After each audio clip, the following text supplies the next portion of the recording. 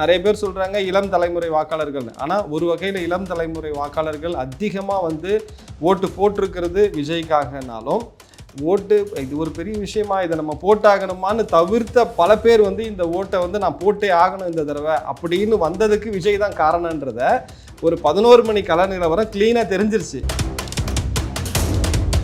ரொம்ப சந்தோஷமாக மனநிறைவோடு இருக்கக்கூடிய ஒரு தேர்தல். இந்த தேர்தல் வந்து தாவேக்காவுக்கு ஒரு மிகப்பெரிய வெற்றி. அதாவது உறுப்பினர் ஆனவங்களே 1.5 கோடி பேர்னு சொல்லிக்கிட்டு இருக்கேன். இதை தாண்டி அமைதியாக நிசப்தமாக எந்த ஆர்ப்பாட்டமும் இல்லாமல் தன்னுடைய கடமையை மட்டும் செஞ்சுட்டு வந்திருக்கிற எத்தனை கோடி பேர் இருக்கான் சார் தமிழ்நாட்டில்? பரவலாக வாக்கு பிரிக்கிறாரு. இந்த பர்சன்டேஜ் ஒரு முதல் தேர்தலே அதிகமாக தாவேக்கா பெறுவார் சொல்லிட்டு, ஆனால் எத்தனை தொகுதி இதையே முதல்ல இந்த கேள்வியவே தவறுங்கன்றானு. பரவலாக ஜெயிக்கிறாருன்னு சொல்கிறேன் நானே, நீங்கள் பரவலாக பிரிக்கிறாருன்றீங்க. வெற்றிக்கான வாக்குகளை பெற்றார் சார். 234 தொகுதியிலையும் மிகப்பெரிய வெற்றி இருக்குது சார். ஒரு 10 வருஷம் எம்எல்ஏவாக இருந்து ஒருத்தன் வரான், அவனும் வரான், அவனை தாண்டி எப்படி போகிறான். இந்த சைடு ஒருத்தன் ஊருக்கே தெரியாதவன் ஒருத்தன், யார் இவருன்னே தெரியாத ஒருத்தன் வரான். இப்போ இங்கே இவன் வந்து நிற்கும் போது இவனை கூப்பிட்டு ஒருத்தர் அணைச்சி கட்டி அணைச்சி நிற்கிறார் சார். கண்ணெதிர பார்த்தேன் நான் அப்படியே அமைதியாக நின்னேன். திமுகவே வராதுன்ற நான். திமுகவுக்கே செம்ம அடி இருக்குது. கூட்டணி வைக்கலாம், தப்பு இல்லை. 25 கட்சியா திராவிட முன்னேற்ற கழகம் இந்த எலெக்ஷனில் வாஷ் அவுட் ஆக போகுதுன்னா அதுக்கு ஒரு காரணம் தாவேக்கானா, இன்னொரு காரணம் அவங்க அமைச்ச கூட்டணி தான். திருமாவளவன்லாம் கடைசி வரைக்கும் அசிங்கப்படுத்துறாங்க சார், அவமானப்படுத்துறாங்க சார். நீங்கள் விசிகாவுடைய வாக்கு 100% இந்த தடவை திமுகவுக்கு வந்திருக்குமானா வந்திருக்காது.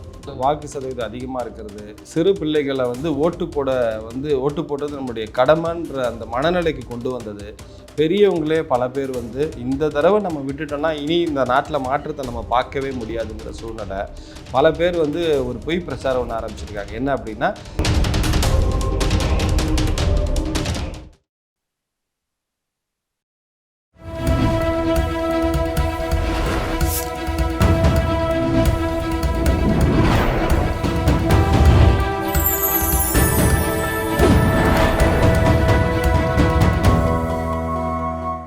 சேனல் 5 தமிழ் நேயர்களுக்கு வணக்கம். இன்றைய நேர்காணலில் நம்மோடு பேச இருப்பது வழக்கறிஞரும் தாவேக்கா ஆதரவாளருமான ரோஷன் அவர்கள். சார் வணக்கம் சார். வணக்கம் சார். ஓட்டு போட்டு வந்திருக்கீங்க, தேர்தல் முடிஞ்சிருக்கு. இந்த தேர்தலை எப்படி பார்க்குறீங்க? ரொம்ப அமோகமான தேர்தல்னு பார்க்குறேன் சார். அதாவது இது வரைக்கும் மக்களிடத்தில் ஏற்படாத ஒரு எழுச்சி இருக்குது இந்த தேர்தலில். நிறைய மக்கள், அதாவது இளம் தலைமுறை வாக்காளர்கள், முதல் தலைமுறை வாக்காளர்கள்னு சொல்கிறாங்க. அதை தாண்டி பெரியவங்களே நிறைய பேர் வந்து இப்போ தன்னெழுச்சியோடு வந்து ஓட்டு போட்டிருக்காங்கன்னு நான் சொல்கிறேன். அதாவது குறிப்பாக பார்க்கணுன்னா, நேற்று தினம் கூட இந்த தேர்தல் நடந்துக்கிட்டு இருக்கும்போதே பல ஊடகங்கள், சமூக ஊடகங்களில் வந்து இந்த தேர்தல் வந்து இந்த எழுச்சிக்கான காரணம் தளபதி விஜய் அப்படிங்கிறத சொல்ல தயங்கிக்கிட்டு அவங்க பல புள்ளி விவரங்கள் சொன்ன பயங்கர ஜோக்கெலாம் நேற்று பகல் ஃபுல் நடந்துட்டு. அது உண்மை தான். அது எது உண்மைன்றீங்க? நல்லா யோசனை பண்ணி பாருங்கள். அதாவது ஒரு 11 மணி கள நிலவரம், 1 மணி கள நிலவரமே வந்து இந்த எழுச்சிக்கான காரணம் விஜய் தான் அப்படிங்கிறது வந்து தெளிவாக தெரியும் போது, அதாவது நம்ம போய் பூத்தில் நிற்கிறோம், நம்ம நின்று ஃபீல்டில் பார்த்துட்டு வரோம். அதாவது நிறைய பேர் சொல்கிறாங்க இளம் தலைமுறை வாக்காளர்கள். ஆனால் ஒரு வகையில் இளம் தலைமுறை வாக்காளர்கள் அதிகமாக வந்து ஓட்டு போட்டிருக்கிறது விஜய்க்காகனாலும் ஓட்டு இது ஒரு பெரிய விஷயமா இதை நம்ம போட்டாகணுமான்னு தவிர்த்த பல பேர் வந்து இந்த ஓட்டை வந்து நான் போட்டே ஆகணும் இந்த தடவை அப்படின்னு வந்ததுக்கு விஜய் தான் காரணன்றத ஒரு 11 மணி கள நிலவரம் கிளீனாக தெரிஞ்சிருச்சு. ஆனால் அதை மறைக்கிறதுக்கு இந்த ஊடகங்கள், அதாவது ஆளுங்கட்சியினுடைய ஆதரவு ஊடகமாக இருக்கட்டும், இல்லை அதிமுக ஆதரவு ஊடகங்களாக இருக்கட்டும், இவங்க எடுத்த ஸ்ட்ராட்டஜி என்னென்னா 11 மணிக்கே மீடியாவில் ஆரம்பிச்சிட்டாங்க. இது அப்படிலாம் ஒன்றும் இல்லை, இது வந்து 2011 78%, 2000 அப்புறம் வந்து இது கணிசமாக காலங்காலமாக ஏறிக்கிட்டே போகுது. ஒரு ஊடகம் சொல்லுது கணிசமாக காலங்காலமாக ஏறிக்கிட்டே போகுது, அந்த அடிப்படையில் தான் இது ஏறி வந்துதான். இன்னொரு ஊடகம் என்ன சொல்கிறாங்க அப்படின்னு பார்த்தீங்கன்னா, இது வந்து அப்படிலாம் கிடையாதுங்க, இது வந்து நம்ம அந்த எஸ்ஐஆரில் நிறைய பேர் குறைச்சிட்டதுனால இங்கே பர்சன்டேஜ் ஏறிச்சான். அதாவது இல்லாத ஓட்டுகள் நிறையா இருந்தது, இது வழக்கமாக பதிவாகிறது, இல்லாத ஓட்டுகள் எடுத்துட்டதுனால இப்போ வந்து இங்கேயும் கம்மியாயிடுச்சு, அதனால இது அதிகமாக இருக்குமா? அப்படி சொல்கிற ரீசனை நம்ம என்ன பார்க்கலாம்னா, மேற்கு வங்கத்திலையும் இதே மாதிரி தான் சொல்கிறாங்க. அங்கேயும் போன முறையை விட இந்த முறை வாக்கு சதவீதம் அதிகமாக ஆர்வமாக வந்து போட்டிருக்காங்க. அப்போ ஆட்சி மாற்றத்தை விரும்புகிறாங்க ரெண்டு பக்கமும். ஸோ அதனால கூட கம்பேர் பண்ணிக்கலாம்ல, நம்ம அவங்க சொல்கிறத வச்சு எடுத்துக்கிட்டாங்க. கம்பேரே நீங்கள் பண்ண முடியாதுல்ல. இப்போது வெஸ்ட் பெங்காலோட ஸ்டைல் வேறு. வெஸ்ட் பெங்காலில் வந்து பார்த்தீங்கன்னா பிஜேபி ஸ்ட்ராங்காக இருக்காங்க. ஸோ வெஸ்ட் பெங்காலோட கான்செப்டை விட்டுருங்க, நான் தமிழ்நாட்டுக்குள்ளே வரேன். தமிழ்நாட்டுக்குள்ளே இருக்கக்கூடிய இந்த எழுச்சிக்கான காரணம் தான் நம்ம பேசுகிறோம். இந்த எழுச்சிக்கான காரணம் வந்து தளபதி விஜய்ங்கிறது பட்டவர்த்தனமாக தெரிஞ்சாலும் அதை வந்து சொல்லிடக்கூடாது அப்படிங்கிறது சில பத்திரிகையாளர்களுக்கும் சில ஊடகவியலாளர்களுக்கும் கொடுக்கப்பட்ட அஜெண்டா. அவங்க அதை உட்கார்ந்துக்கிட்டு அதுக்கு வேறு புனை கதைகள் சொல்லிட்டுருங்க சார். வெளிப்படையாக சொல்கிறேன் சார், இந்த தேர்தல் வந்து மிகப்பெரிய மாற்றத்துக்கான தேர்தல் சார். ரொம்ப சந்தோஷமாக மனநிறைவோடு இருக்கக்கூடிய ஒரு தேர்தல். இந்த தேர்தல் வந்து தாவேக்காவுக்கு ஒரு மிகப்பெரிய வெற்றி. நீங்கள் வெற்றி சொல்கிறீங்க, அதே நேரத்தில் வந்து பரவலாக கணிசமான வாக்குகளை வந்து விஜய் எடுப்பார். கிட்டத்தட்ட 80 லட்சம், குறைஞ்சபட்சம் 80 லட்சத்துலேருந்து அதிகமாக வரலாம். 80-85 லட்சம் வர கணிசமாக இருக்கிறது. ஒரே இடத்துல நமக்கு குவியலாம் கிடைக்காது. வெற்றிங்கிறது அந்த இடத்துல உங்களுக்கு தாவேக்காவுடைய அந்த உறுப்பினருக்கான அந்த கான்செப்ட் எப்படின்னு தெரியுமா? நீங்கள் ஓட்டர் ஐடியில் இருக்கக்கூடிய அந்த நம்பரை போட்டு மெம்பர்ஷிப் ஆகணுன்றது தான் அவங்களுடைய அந்த ரெகுலேஷனு. அதுலேயே வந்து பார்த்தீங்கன்னா ஒரு 1.5 கோடி பேர் மெம்பராக இருக்கான். 1 கோடியாவது விழாதான் கேட்குறீங்க சார். 1.5 கோடி பேர் ஓட்டர் ஐடியை கொடுத்து அவன் வந்து பட்டவர்த்தனமாக நான் வந்து இந்த கட்சிக்கு தான் ஆதரவு அளிக்கிறேன்னு சொல்லிட்ட பிறகு 80 லட்சம் பேர் பரவாயில்ல. 1.5 கோடி பேருங்கிறது ஓவரால் தமிழ்நாடு தானே. இல்லை, அந்த 1 கோடி வாக்கே வந்தாலும் அது யாருக்கு சாதகமாக அமையும் பார்க்கப்படுது இல்லை. விஜய் 1 கோடி வாங்கினா அதிமுக. நான் சொல்றது சார், அவங்களை சார்ந்தவர்கள் மட்டும் நான் சொல்றேன். உறுப்பினர் ஆனவங்க மட்டுமே 1.5 கோடி பேர்னு சொல்றேன். அதை தாண்டி உறுப்பினர் ஆகாத என்ன மாதிரி எத்தனை பேர் இருக்கும்? நான் இன்னும் தாவேக்கள் அடிப்படை உறுப்பினர் கூட கிடையாது சார். ஆனால் இன்னைக்கு வரைக்கும் ஆதரவாளராக பேசிக்கிட்டு இருக்கேன். மாற்றத்துக்கான அரசியல் வேணும்னு பேசிக்கிட்டு இருக்கேன். அதை விஜய் தான் கொண்டு வர முடியும்னு பேசிக்கிட்டு இருக்கேன் சார். இந்த அதிமுகவுக்கு மாற்று வேணும்னு பேசிக்கிட்டு இருக்கேன் சார். உங்களுக்கு நல்லா புரியுதா இல்லையா? அதாவது உறுப்பினர் ஆனவங்களே 1.5 கோடி பேர்னு சொல்லிட்டு இருக்கேன். இதை தாண்டி அமைதியாக நிசப்தமாக எந்த ஆர்ப்பாட்டமும் இல்லாமல் தன்னுடைய கடமையை மட்டும் செஞ்சுட்டு வந்திருக்கிற எத்தனை கோடி பேர் இருக்கான் சார் தமிழ்நாட்டில். அவன் விளம்பரமே படுத்திக்கினா யாருக்கு ஓட்டு போன்னு விளம்பரம் சார். அந்த ஓட்டுல ஆமாம் சார். இதெல்லாமே மாற்றத்துக்கான அரசியல் சார். சும்மா நம்ம இப்போ நான் வரேன், எனக்கு ஒரு வாய்ப்பு இருக்குது, நான் பேசுகிறேன், ஒரு சூழ்நிலை இருக்குது, நான் பேசுகிறேன். இந்த பேசக்கூடிய வாய்ப்பு இல்லாத எத்தனை பேர் இருக்காங்கன்னு நினைக்கிறீங்க? மனசுக்குள்ளே பொறுமிக்கிட்டு இருக்கிறவங்க எத்தனை பேர் நினைக்கிறீங்க சார்? சாதாரணமாக ஒரு ஆட்சிக்கும் இன்னொரு ஆட்சிக்கும் வித்தியாசம் என்ன அப்படின்னு பார்த்தீங்கன்னா சில லட்சங்கள் சார். ஒரு சின்ன சின்ன விஷயங்களும் கூட. ஒரு டிரான்ஸ்ஃபருக்கு 2 லட்ச ரூபா கேட்ட ஒரு இடத்துல ஆட்சி மாறிடுச்சு, விடியல் வந்துருச்சுன்னா அவன் 4 லட்ச ரூபா கேட்குறான். இதுதான் காலங்காலமாக நடைமுறையாக இருந்தது. அனுபவப்பட்ட 1000 பேர் இருக்கா மாற்றத்துக்கு. அவனால் வெளியே பேச முடியாது, பேசுறதுக்கான வேலையில் வாய்ப்புகளும் இல்லை. இப்போ என்ன பார்க்கப்படுதுன்னா, அவர் பரவலாக வாக்கு பிரிக்கிறாரு. இந்த பெர்சன்டேஜ் ஒரு முதல் தேர்தலே அதிகமாக தாவேக்கா பெறுவார் சொல்லிட்டு, ஆனால் எத்தனை தொகுதி இதையே முதல்ல இந்த கேள்வியவே தவறுங்கன்றானு. பரவலாக ஜெயிக்கிறாருன்னு சொல்கிறேன் நானே. நீங்கள் பரவலாக பிரிக்கிறாருன்றீங்க. இங்கே பிரிக்கிறது வேற, ஜெயிக்கிறது வேற சார். பிரிக்கிறதுன்றது என்ன? நீங்க கான்ஃபிடன்ஸா சொல்றீங்க. பிரிக்கிறதுன்றது என்ன? ஒருத்தன் வெற்றியாளன், அந்த வெற்றியாளன் வெற்றி அடையக்கூடாதபடிக்கு அதை மடம் மாத்துறதுக்கு பேர் தான் பிரிக்கிறது. ஆனா இங்க மாத்திக்கிற அப்ப கணிசமான வாக்குகள் ஒவ்வொரு தொகுதியிலும் பெறாரு திரு விஜய். கணிசமான வாக்குல வெற்றிக்கான வாக்குகள் பெறாருன்ற வெற்றிக்கான வாக்குகளை பெறாரு சார். 234 தொகுதியிலையும் மிகப்பெரிய வெற்றி இருக்கு சார். ஒரு தொகுதி மட்டும் எடப்பாடியில் அந்த கூட்டணி இவருக்கு சுயேட்சை வேட்பாளருக்கு ஆதரவு தெரிவிச்சிருக்காங்க சார். நீங்கள் 100% நீங்கள் பாருங்கள். 4ஆம் தேதி திருப்பியும் நீங்கள் என்னை கூப்பிடுவீங்க. 4ஆம் தேதி சார். ஒரு ஏரியாலையும் ஒரு பள்ளிக்கூடத்துலையும் ஒரு அந்த சென்டர்லையும் பார்த்தீங்கன்னா ஜனங்க கிட்ட அவ்வளோ ஒரு நிசப்தமான அமைதி சார். எந்த தேர்தலையும் இல்லாத. அதை தாண்டின விஷயங்கள் நடந்திருக்கு நிறைய இடங்களில். ஒரு அமைச்சர் போய் ஒரு கேண்டிடேட் அடிக்க போற சம்பவங்கள் நடந்திருக்கு. ஆமா, அதான் சொல்றேன். அதெல்லாம் எப்படி பாக்குறீங்க? அதெல்லாம் உச்சத்தின் வெளிப்பாடா, பயத்தின் வெளிப்பாடுன்னு சொல்றதை விட சார், அவங்க ஆல்ரெடி பயந்துட்டாங்க. இதுக்கப்புறம் பயப்படுறதுக்கு ஒன்றும் இல்லை. இது வந்து அந்த தோல்வி வலி அவங்களுக்கு அது வெளியே தெரியுது. ஏன்னா பேர் சொல்ல வேண்டாம்னு நினைக்கிறேன். ஏன்னா இன்னும் தேர்தல் முடிவுகள் வராதனால நம்ம அந்த தேர்தல் விதிமுறைகளுக்கு உட்பட்டு இருக்கிறதுனால அதை ரொம்ப ஜென்யூனாக நான் தவிர்க்கிறேன். அவருக்கு கூட இருந்து வேலை செஞ்ச எத்தனையோ பிள்ளைகள் வந்து ஓட்டை மாற்றி போடுறாங்கங்கிற செய்தி அவங்களுக்கு வருது. ஆமாம், கட்சிக்காரன்னு சொல்லி நம்ம வரும்போது ஆரத்தி எடுத்து நம்மளை ஓட்டு போட்டு பண்ணி நம்மளை வந்து மாலை போட்டு மரியாதை பண்ண எத்தனையோ பேருடைய ஓட்டு வந்து பர்சனலாக அங்கே விழுந்திருக்கு அப்படின்னு சொல்கிறேன். ஸோ அப்படிப்பட்ட செய்திகள் தொடர்ந்து அவங்க காதுக்கு வரும்போது அது அவங்களால, அதாவது கண்ணெதிர ஒருத்தனுடைய தோல்வி அறிஞ்சு ஒரு இடத்துல போய் நிற்கிறது, நான் தோக்க போகிறேன்னு தெரிஞ்சு போய் நின்று தோக்குறதுன்னு ஒரு விஷயம் இருக்குல்ல, புரியுதா உங்களுக்கு? அப்போ அந்த வழி வந்து அவங்கள ஏதோ ஒன்று செய்ய வைக்குது. ஒரு ஊடகம் சொல்லுது அதிமுகவுக்கு ஆதரவாளர் ஒருத்தர் வந்து ஓட்டு போட போனதை உதவி செஞ்ச ஒருத்தரை வந்து தாவேக்கா இவர் தடுத்தாரு, அதனால் அங்கே வந்து சண்டைன்றானுங்க. இதெல்லாம் வந்து இப்போ அதாவது அவர் போனார்னா உனக்கு போலிங் ஆஃபீஸர் ஹெல்ப் பண்ண போகிறாரு, நீ என்னத்துக்கு போகிற? உன் வேலையா அது? உன் வேலை அது இல்லைல்லப்பா. நீ எதுக்கு ஹெல்ப் பண்ண போற? நீ ஹெல்ப் பண்ண போனாப்பா அவன் கேட்க தானே செய்வான். நீ வந்து ரெப்ரசன்டேட்டிவ் உட்காந்துருக்க, டிஎம்கே காரன் ஒன்று பண்ணாலும் இல்லை தாவேகா காரன் பண்ணாலும் நீ கேட்காம இருப்பியா? அப்போ நீ கேட்பல்ல, அப்போ நீ செய்கிறது போலிங் ஆஃபீஸர் இப்போ ஹெல்ப் பண்ண போறாரு, நீ அமைதியாக இரு, வேலையை பாரு. பல இடங்களில் பார்த்தீங்கன்னா விசிலுக்கு குத்துச்சுன்னா அதிகாரிகளே உதவி குத்திட்டாங்கன்றாங்க. எல்லாமே அது வயசான பெரியவங்களாம் வந்து சொல்கிறாங்க. சார் இது எல்லாமே ஒன்றே விடுதான் சார், இதெல்லாம் பயம். சார் நீங்கள் சொன்ன மாதிரி பல பேர் வந்து வெளியில் சொல்லாமல் சைலண்ட்டாக வாக்கில் செலுத்தி வேலையை காமிச்சிருக்காங்க. சம்பவம் திமுகவுக்கு எதிராக நடக்குது அப்படிங்கிற மாதிரி சொல்லியிருக்கீங்க. தாவேக்காக தான் அது போகுதுன்ட்டு, அந்த அமைதியாக செயலில் செஞ்சுட்டு போயிருக்கிறாங்க அப்படின்ட்டு. பூத் வைஸ் வந்து பரவலாக பேசப்பட்டது என்னன்னா, பூத்தில் ஆளே கிடையாது தாவேக்காவுக்கு. அதிமுகவும் திமுகவும் ஸ்டாண்டாக வரிசையாக இருக்கிறாங்க, அது சொல்கிறாங்களா? அதை எப்படி பார்க்குறீங்க? அதை நான் என்ன சொல்கிறேன்னா சார், உங்களுக்கு தேர்தல் முடிவுங்கிறது பூத்தில் உட்கார்ந்துருந்தவங்க யார், அவங்க ஃபெமிலியர் ஆனவங்களா, அந்த தொகுதிக்கு ரொம்ப பரிச்சயமானவங்களா, இல்லை ரொம்ப அறியப்பட்டவங்களா, இல்லை பெரிய அனுபவம் உள்ளவங்களாங்கிறது தீர்மானிக்குதா, இல்லை ஒரு வாக்காளர் பதிவு பண்ணுற வாக்கு தீர்மானிக்குதா? வாக்கு தான் தீர்மானிக்குது. அவ்வளோதான் சார். இவனுக்கு எதையாவது ஒன்று பேசிக்கிட்டு இருப்பானுங்க சார். புரியுதா உங்களுக்கு? அதாவது பேசிட்டு இருப்பாங்க, அரண்டவன் கணக்கு இருண்டதெல்லாம் பேய்ங்கிற மாதிரி சார். இவங்களுடைய தோல்வியினுடைய உச்சக்கட்டம் கண்ணெதிர தோல்வி தெரியுது. மக்கள் திரண்டு நிற்கிறாங்க. ஒரு தொகுதியில் வரிசையில் நின்றுட்டு இருக்காங்க. திமுகவுடைய ஆட்களும் போகிறாங்க, அதிமுகவினுடைய ஆட்களும் போகிறாங்க, தாவேக ஆட்களும் போகிறாங்க. தாவேக கேண்டிடேட்டை கூப்பிட்டு கட்டி அணைச்சி ஒருத்தர் வாழ்த்து சொல்லி அனுப்புகிறாரு. இதை நின்று சுற்றி நின்று பார்க்குறாங்க. ஆப்போசிட்டில் நிற்கிறவனு நின்று அதை பார்க்குறான். அப்போ அந்த இடத்துலையே அந்த க்யூவில் வெளிப்படையாக நான் உனக்கு ஆதரவு தெரிவிக்கிறேங்கிற ஒரு விஷயம் இங்கே நடக்குது சார். அப்போ அவங்களுடைய எக்ஸ்பெக்டேஷன் என்ன இருக்கும்? ஒரு 10 வருஷம் எம்எல்ஏவாக இருந்து ஒருத்தன் வரான், அவனும் வரான், அவனை தாண்டி அப்படி போகிறான்.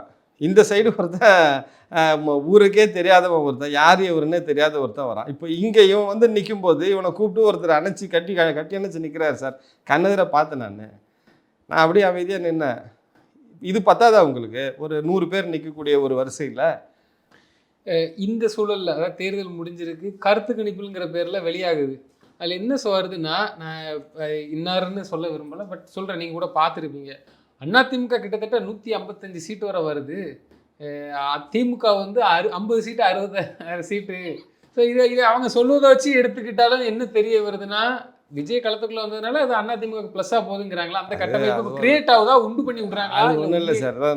அதாவது கவுண்டமணி சாரை நடிக்கிறது இல்லை. இப்போ வடிவேலு சார் ஆல்மோஸ்ட் நடிக்கிறது நிப்பாட்ட, சந்தானா ஹீரோவாக தான் நடிப்பண்றாரு. அதனால இப்போ நிறைய பேர் இப்படி கிளம்பிருக்கானுங்க காமெடி பண்ணுறதுக்கு. சிரிச்சுட்டு போங்க சார், சந்தோஷமா கேட்டு சிரிச்சுட்டு போங்க.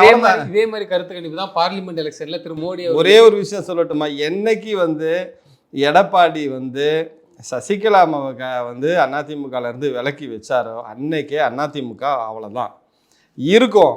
சேர்த்து வச்சது இருக்கிற வரைக்கும் அது ஒரு கட்சியா இருக்கும். ஆனா தொடர்ந்து தேய்பிரையா தேஞ்சிக்கிட்டே. ஆமா, அது இருக்கும். இவங்க என்ன நினைச்சிட்டு இருக்காங்கன்னா, பிஜேபி அலையன்ஸ்ல வச்சு டிடிவி தினகரனை பேசி கண்ட்ரோல் பண்ணி அலையன்ஸ்ல கொண்டு வந்து இவங்க டிடிவி தினகரனை கண்ட்ரோல் எடுத்துட்டு அதிமுக திரும்பியும் பெருசா ஜெயிச்சிருன்றாங்க. சார், திமுகவே வராதுன்னு சொல்லிட்டு இருக்கேன், நீங்க அதிமுக எங்க இருந்து சார் வரப்போகுது? நல்லா யோசனை பண்ணி பாருங்க. திமுகவே வராதுன்ற நான், திமுகவுக்கே செம்ம அடி இருக்கு.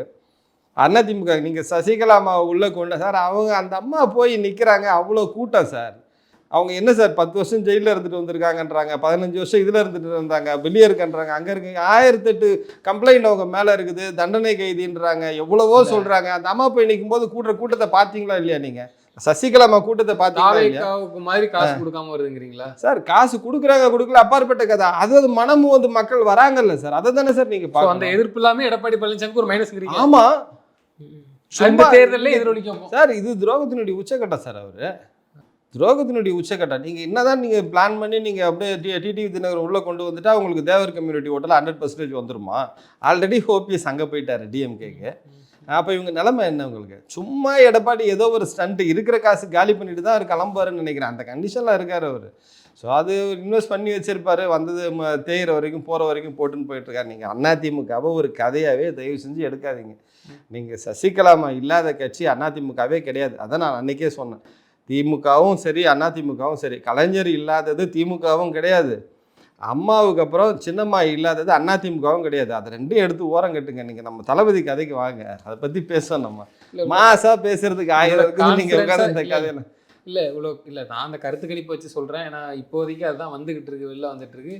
திமுக ரொம்ப அமைதியாக இருக்கிறாங்க, சைலண்ட் மூடுக்கு போயிட்டாங்க. தேர்தலுக்கு அப்புறம் தேர்தல் வரைக்கும் பரபரப்பாக இருந்தாங்க, 200 வெல்லுவோம். இப்போ அப்படியே நேரத்துலேருந்து பார்க்கலாம், சாயந்தரத்துலேருந்து அப்படியே சைலண்ட் மூடுக்கு போயிட்டாங்க. அது வந்து நீங்கள் முழுக்க முழுக்க திரு விஜய் அவர்கள் வருகையால் தான் சொல்கிறீங்க.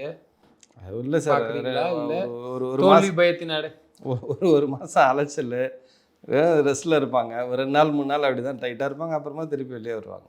இல்லை திரு ஸ்டாலின் அவர்களே என்ன சொல்லியிருந்தாருன்னா, நான் கூட பார்த்துருந்தேன், சன் நியூஸ்லேயே போட்டிருந்தாங்க, பிரச்சார பேச்சில் இருந்து பேசியிருந்திருப்பாரு, நம்ம பார்த்துருப்போம். என்னென்னா எதிர்கட்சியாக கூட நாங்கள் செயல்பட தயார் ஸ்ட்ராங்காக வந்துட்டார்ல அப்புறம் என்ன புரியுதா இல்லையா உங்களுக்கு? இப்போ குரு சொல்லலையா, செல்வ பிறந்துக்கு சொல்லலையா, நான் வந்து எலெக்ஷனுக்கு அப்புறம் வந்து தலைவர் பதவியிலேருந்து விலகிடணும். அங்கே ஆல்ரெடி முடிவு பண்ணியாச்சு, அடிச்சு பற்றி விட்டாச்சு ஓடி போ அப்படின்னு. சரி எலெக்ஷன் வரைக்கும் வர வழியில் இந்த டைமில் கன்ஃபியூஷன் வேணான்றக்க விட்டு வச்சிருக்கேன். அதை அப்படியே முன்னாடி ஒரு பிட்டு போட்டு விடுறது இல்லையா, அந்த மாதிரி தான் இது. சரி, காங்கிரஸை பேசும்போது நான் அதனால இந்த கேள்வி கேட்க வேண்டியது வருது. காங்கிரஸுக்குமே 4% ஓட்டு இருந்தது வந்து இந்த முறை 3% வந்து தாவேக்காவுக்கு மாறுது சார். காங்கிரஸ் மாறுதுன்றதோட காங்கிரஸ் அந்த ஓட்டு எங்கே சார் போகுது? திமுகவுக்கு தான் போகுது. அந்த கூட்டணி போகலன்னு சொல்கிறாங்களே, அதனால கேட்குறேன். அதெல்லாம் காங்கிரஸுக்கான ஓட்டு எப்பயுமே காங்கிரஸுக்கான ஓட்டு சார், அது எப்பயும் மாறாது சார். நீங்கள் சார் காங்கிரஸ் தமிழ்நாட்டில் ஆண்டு எவ்வளோ நாள் ஆகுது சார்? எத்தனை 60 70 அப்படியே குறைஞ்சி இன்னைக்கு 28 வரைக்கும் வந்து. ஆனாலும் அந்த ஓட்டு திமுக காங்கிரஸ் சார், காங்கிரஸ்காரங்களை பொறுத்த வரைக்கும் சார் ஒரே ஒரு சிம்பிளாக ஒரு ஜோக்காக ஒன்று சொல்லட்டுமா? அதாவது தொண்டர்களை தாண்டி தலைவர்கள் அதிகமாக இருக்கிற கட்சி காங்கிரஸ். புரியுதா உங்களுக்கு? நீங்கள் ஒரு மீட்டிங் போட்டிங்கன்னா ஸ்டேஜில் ஒரு 200-300 பேர் உட்காந்துருப்பாங்க, கீழே மக்கள் பார்த்தீங்கன்னா ஒரு 20-30 பேர் தான் உட்காந்துருப்பாங்க. ஸோ தொண்டர்களை தாண்டி தலைவர்கள் இருக்கிற மொத்த பணக்காரனோ லேண்ட்லார்ட்ஸும் இருக்கிற கட்சி காங்கிரஸ். நீங்கள் காங்கிரஸை அழிக்கவே முடியாது. காங்கிரஸ் ஓட்டு எங்கேயும் மாறியும் போகாது. அவங்களுக்கு என்னன்னா ஒரு முறை யார் கூட நம்ம நிற்கணுன்றதை அவங்க முடிவெடுக்கிறாங்க. அதில் ஒத்த கருத்து வரும்போது ஒன்றா போய் நிற்கிறாங்க, ஒன்றா வேலை செய்கிறாங்க. மாற்று கருத்து ஒன்று பிரிஞ்சிடுறாங்க. அப்படி இல்லைன்னா திமுக அடி வாங்குன்னு சொல்கிறீங்க, தாவேக்காவால் திமுக அடி வாங்குது, அதிமுக அடி வாங்குது. இப்போ காங்கிரஸோ இப்போ அடி வாங்கும்ல. இப்போ 234 தொகுதியில் அமோகமாக வெற்றி பெறும்னு நீங்கள் சொல்கிறீங்கன்னா அப்போ காங்கிரஸ் அந்த பாதிப்பு காங்கிரஸுக்கு யார் ஏற்படுத்தினா? அதான் கேட்குறேன். தாவேக்கா ஏற்படுத்த தாவேக்கா ஏற்படுத்தலை சார், அவங்களே ஏற்படுத்திக்கிட்டாங்க. தலைமை ஏற்படுத்துச்சு, செல்வ பிறந்தக்கு ஏற்படுத்தினார். அதைத்தானே எல்லாரும் சொல்லிட்டாங்க சார். மாணிக் தாகூர்லாம் தெளிவாக பேசுகிறாருல்ல சார், மக்களுடைய எதிர்பார்ப்புகள் என்னவா இருக்குது சார்? முதல்ல திமுக கூட்டணியிலேருந்து வெளியே வரணுன்றது சார். நீ அப்புறம் எங்கே வேணால் போய்க்க, திமுக கூட்டணியில் நீ இருக்கிற வரைக்கும் நீ ஆக மாட்டேன். என்ன சார் 25 கட்சி கூட்டணி என்ன சார் இது? எத்தனை வருஷம் சார் உழைப்பு அவங்களுக்கு? என்ன சார் இது? 25 கட்சி கூட்டணியை வச்சு ஒரு கட்சியிலேருந்து ஒரு 100 பேர் 200 பேராவது ஓட்டு போட்டால் நம்ம வந்துடலான்ற இதில் என்ன சார் கான்ஃபிடென்ட் இது? நான் கேட்குறேன். கூட்டணி வைக்கலாம், தப்பு இல்லை. 25 கட்சியா? அசிங்கமாக இல்லை சார். ஒரு ஆளுங்கட்சின்றோம், நம்ம இவ்வளோ பெரிய கட்சின்றோம், இத்தனை வருஷம் ஒரு கிரவுண்ட் லெவலில் ஒர்க் பண்ணுறதுக்கு வெற்றி பெறுவதற்கான தேர்தல் ஸ்ட்ராட்டஜி சார். இதுதான் சார் அவங்களுடைய முதல் தோல்வியே. கூட்டணி வலுவாக இருக்குது, அது வலு இல்லை சார். அது சார் சாதாரண மனுஷன் அதை வலுன்னு பார்க்க மாட்டான் சார். உள்ளடி வேலைகள் நிறைய நடந்திருக்கு திமுகவுக்குள்ள. அதிருப்தியில் இருந்த திருமாவளவன் அவர்களாக இருக்கட்டும் சார். இந்த கூட்டணி இப்படி கூட்டினது தான் சார் அவங்களுக்கு பெரிய மைனஸு. அவங்க பெரிய மைனஸை பர்சனலாக அவங்களோட பெரிய மைனஸு கூட்டணி கூட்டினது தான். ஏன் அப்படின்னா இது எல்லாமே முரண்பட்ட கூட்டணி. இதை மொத்தமாக உள்ள நீ ஒன்றும் சார் தேமுதிகவை உள்ளே கொண்டு வரீங்க, லாஸ்ட் மினிட்ல உள்ளே கொண்டு வரீங்க. எந்த இடத்துல தேமுதிக இந்த கூட்டணியில் இருந்த கட்சிகளோட சேர்ந்து பணியாற்றியிருக்கான்? எந்த தேர்தலில் பணியாற்றியிருக்கான்? மக்கள் நல கூட்டணின்னு ஒன்று கொண்டு வந்தாங்க, அங்கே செம்ம அடி வாங்கி தான் நீங்கள் தப்பிச்சு ஓடியாந்தாரு திருமாவளவன். இனி அந்த பக்கமே போகக்கூடாது. என்ன பிரச்சாரத்தில் உட்கார வச்சுட்டு என்ன பேசுனாங்க? ஏடா உடம்பா பேசிட்டு இருந்தாங்க. எங்கேயாவது ஒரு பிரச்சாரம் ஆக்டிவாக பேசுனாங்க? இங்கே பிரேமலதா விஜயகாந்த் பேசின பிரச்சாரம், அவங்க பேச்சை கேட்டாலே காண்டில் எவனுமே ஓட்டு போட மாட்டான். எங்கேயாவது ஒரு இடத்துல லாஜிக்காக ஒரு உணர்வு பூர்வமா ஒரு அர்த்தமான பேச்சு அந்த அம்மா பேச்சு இருந்துச்சா? போய் நின்றுக்கிட்டு பிரேமலதா அவர்கள் அருகில் பிரச்சாரம் செய்யும்போது திருமாவளவன் அவர்கள் ஒரு லாஜிக்காக ஒரு வார்த்தை பேசினாங்க.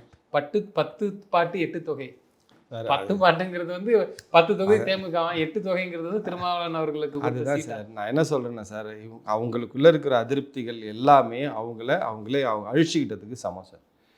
திராவிட முன்னேற்ற கழகம் இந்த எலெக்ஷன்ல வாஷ் அவுட் ஆக போகுதுன்னா அதுக்கு ஒரு காரணம் தாவேக்கானா, இன்னொரு காரணம் அவங்க அமைச்ச கூட்டணி தான் சார். திருமாவளவன்லாம் கடைசி வரைக்கும் அசிங்கப்படுத்துனாங்க சார், அவமானப்படுத்துனாங்க சார். அதோட தாக்கம் தேர்தல் இருக்குங்க? கண்டிப்பா இருக்காதா? பின்ன இல்ல கணிசமான விசிகா வாக்க திரு விஜய் அவர்களும் பிரிக்கிறாரு. விசிகா நின்ன இடத்துல விசிகாவினுடைய வாக்கு திமுக வாக்கு திமுகவுக்கு போகும். விசிகா நிக்காத இடத்துல எத்தனை இடத்துல மனமும் வந்து விசிகாக்கார வேலை செஞ்சிருப்பான்னு நினைக்கிறீங்க? அதான் கேட்குறேன். எத்தனை இடத்துல? இல்ல அந்த ஓட்டு இப்போ திருமாவளவன் வந்து இந்த அம்மா பேரை சொல்லும்போது இந்த அம்மா எழுந்து நின்னாங்களா? தேமுதிக எழுந்து நின்னாங்களா? எவ்வளோ பெரிய அசிங்கம் தெரியுமா? நீ யாராவது நடந்துட்டு பண்ணி அதை கூட அவர் காம்ப்ரமைஸ் பண்ணி பேசுகிற அரசியல் தான் இன்னைக்கு திருமாவளவன் பண்ணிட்டு இருக்காரு. ஆனால் தொண்டன் ஒரு தலைவனா அந்த தள்ளப்படுறாரு தானே உண்மை. அது தள்ளப்படலை சார், அவர் எப்பயோ தள்ளப்பட்டுட்டாரு. அவர் தான் இன்னும் தள்ளப்படலைன்னு நம்பி அங்கே ஒட்டிக்கிட்டு இருக்காரு. அந்த வாக்கு கணிசமான வாக்கு தாவேகாவுக்கு வருமானதை விட அந்த வாக்கு திமுகவுக்கு இல்லை, அவ்வளோதான். அப்ப எங்க போகணும் நீங்களே கெஸ் பண்ணிக்க சொல்றீங்க. ஆமா, திமுகவுக்கு இல்லை, அவ்வளோதான். நீங்க விசிகாவுடைய வாக்கு 100% இந்த தடவை திமுகவுக்கு வந்திருக்குமானா வந்திருக்காது, 100% வந்திருக்காது. அதில் வந்து மாற்று கருத்தே கிடையாது. அதே மாதிரி இந்த சைடு தேமுதிக வந்து எப்போ என்ன பண்ணுவாங்கன்னே தெரியாது. தேமுதிக உள்ளே வச்சுட்டு இருக்கிறது வந்து ஒரு பெரிய பாம் எடுத்து இடுப்பில் கட்டிட்டு சுற்றுறதுக்கு சமம் திமுக. அவன் ஜெயிச்சு வந்தாலும் ஆபத்து, கூட இருந்தாலும் ஜெயிக்கிறதே ஆபத்து. அந்த தப்பையும் திமுக பண்ணியிருக்கக்கூடாது. இதெல்லாம் தாண்டி இந்த எலெக்ஷனில் விஜய் ஏற்படுத்தின இம்பேக்ட் தான் இவங்க இந்த தவறுகள் செய்கிறதுக்கு காரணம்னு நான் சொல்கிறேன். இந்த பதட்டம், இந்த டென்ஷன் யாரையும் விட்டுறக்கூடாது. அவங்களுக்கு என்னென்னா தேமுதிக விஜய் பக்கம் போயிடுச்சுன்னா ஆல்ரெடி விஜயகாந்த் ஓட்டு, விஜயகாந்த் வந்து அவரை விட்டுட்டோம், இனி இவரையும் விட்டுறக்கூடாதுன்னு மக்கள்கிட்ட ஏற்பட்டுருக்கிற இந்த எழுச்சி மொத்தமும் என்னாகும், தேமுதிக ஒருவேளை விஜய்கிட்ட போயிட்டா அது விஜய்க்கு டபுள் பவராக மாறி அவர் சக்ஸஸுங்கிறத வந்து யாராலையும் பிரேக் பண்ண முடியாது. அதனால் இந்த அம்மாவை எப்படியாவது இழுக்கணுன்றது இவங்களோட ஸ்ட்ராட்டஜி. ஆனால் அந்த ஸ்ட்ராட்டஜி தான் இவங்களுக்கு பிரச்சனை. புரியுதா இல்லையா சார்? கூட நட்புன்ற மாதிரி சார் அவங்களோட கூட்டணி 25 கட்சி கூட்டணிங்கிறது அவமானம் சார், அவமானத்தினுடைய உச்சக்கட்டம் சார். வேணா ஷார்ட்ஸ் கட் பண்ணி போட்டுங்க. கேவலம் சார், அது கேவலம். நிச்சயமா சார். தேர்தல் முடிவுகள் வந்து இன்னும் வெளியாகலை. கண்டிப்பாக மே 4ஆம் தேதி வெளியிடுறாங்க. நீங்கள் சொன்ன மாதிரி எல்லாருடைய ஒரு எதிர்பார்ப்பாகவும் இருக்குது. இது வந்து பல பேர் பேசுகிறாங்க என்ன சார், இந்த முறை தேர்தல் ஒரு விசித்திரமான தேர்தல். அது மக்களுடைய எழுச்சி, வாக்கு சதவீதம் அதிகமாக, ஆச்சரியமாகவும் பார்க்கப்படுது அந்த தேர்தல். வாக்கு சதவீதம் அதிகமாக இருக்கிறது, சிறு பிள்ளைகளை வந்து ஓட்டு போடுறது நம்முடைய கடமைன்ற அந்த மனநிலைக்கு கொண்டு வந்தது. பெரியவங்களே பல பேர் வந்து இந்த தடவை நம்ம விட்டுட்டோம்னா இனி இந்த நாட்டில் மாற்றத்தை நம்ம பார்க்கவே முடியாதுங்கிற சூழ்நிலை. பல பேர் வந்து ஒரு பொய் பிரச்சாரம் ஒன்று ஆரம்பிச்சிருக்காங்க. என்ன அப்படின்னா, விஜய்க்கு ஓட்டு போடுறது பிஜேபியை இன்டைரக்டாக உள்ளே கொண்டு வரும் அப்படின்னு ஒரு பிரச்சாரம் ஒன்று ஆரம்பிச்சிருக்காங்க. இல்ல மக்கள் அதெல்லாம் பிரேக் தான் தயாரா இல்ல இல்லையே பார்க்கும்போது. அது அப்படின்னா தான் இந்த மனுஷன் காம்ப்ரமைஸ் ஆகிட்டு இருப்பாரு. இவ்வளோ நெருக்கடி கொடுத்தப்ப காம்ப்ரமைஸ் ஆகாதவரா? புரியுதுங்களா உங்களுக்கு? இவ்வளோ நெருக்கடி கொடுத்தப்பே காம்ப்ரமைஸ் ஆகலை, தனியாக நிற்கிறாருன்னும் போது இதுக்கப்புறம் எந்த சூழ்நிலையிலையும் வந்து தாவேகாவோட கூட்டணி இல்லைங்கிறத பிஜேபியினுடைய மேலிட பார்வையாளரும் வந்து ஒப்பிட்டார். ஸோ பார்ப்போம் வருங்காலம் அரசியல் எப்படி இருக்குன்னு தெரியாது. ஆனால் தாவேகா வெற்றிங்கிறது வெற்றி தான் சார். நிச்சயமாக சார். அது மே 4ஆம் தேதி தெரிய வரும். தொடர்ந்து தங்களது கருத்துக்களை பகிர்ந்தமைக்கு நன்றி. நன்றி சார்.